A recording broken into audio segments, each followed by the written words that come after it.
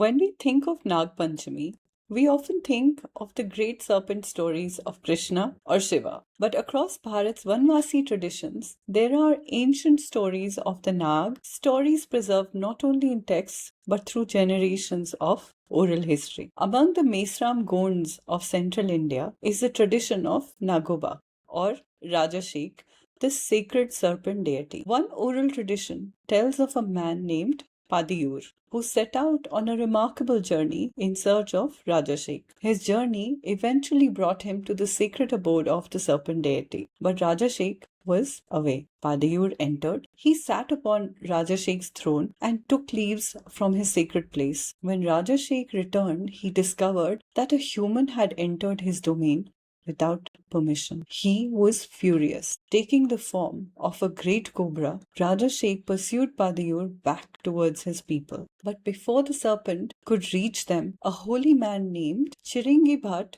intervened. He drew 7 lines between Rajashek and the community and pleaded with the serpent deity to spare them. Rajashek agreed, but a relationship of respect had to be established. The people would honor the Nag and remember the sacred boundaries between human beings and the natural world. And this reverence of Nagoba continues among the Mesram Gonds even today. This story is not traditionally presented as the origin of Nag Panchami, but perhaps it helps us understand something deeper about why the Naga has been revered across Bharat in so many different traditions. The serpent was not always something to be feared of or destroyed. It could represent a power of nature that human beings had to learn to live alongside. And perhaps that is the wisdom worth remembering this Nag Panchami. Nature does not always need to be conquered. Sometimes we need to recognize its boundaries, respect its power, and